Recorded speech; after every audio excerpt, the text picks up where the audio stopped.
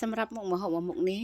បងប្អូនមានកម្មវិធីអីធានាថាមួយអែមហ្មងគឺញ៉ាំអត់ទ្រាំហើយវិធីធ្វើគឺងាយស្រួលអត់មានញ៉ៃញ៉ាយទៀតបងប្អូនចា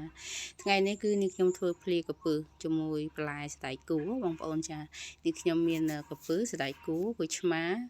ចាហើយក៏មានខ្ទឹមសម្ទេសហើយនឹងជីនាងវងនឹងឯងឥឡូវនេះខ្ញុំយកខ្ទឹមសនិងម្ទេសហ្នឹង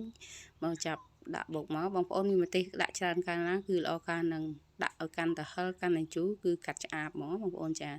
ឡូវបុកមកហើយនេះខ្ញុំដាក់ស្ករអំបិលប៊ីចេងនឹងឯងអត់មានគ្រឿងអីច្រើនទេបងប្អូនចាយើងបុកចូលគ្នាឲ្យម៉ត់ហើយបន្តមកទៀតនេះខ្ញុំចាក់ទឹកក្រូចឆ្មា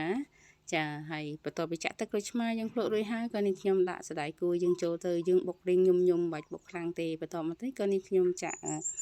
ចា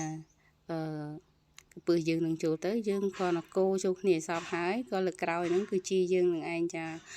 រសជាតិនិយាយវាថាឲ្យអួយហ្មងចាអរគុណច្រើនបងប្អូនទាំងអស់គ្នាឥឡូវវីដេអូនេះខ្ញុំនឹងក៏ដល់ទីបញ្ចប់ទៀតហើយ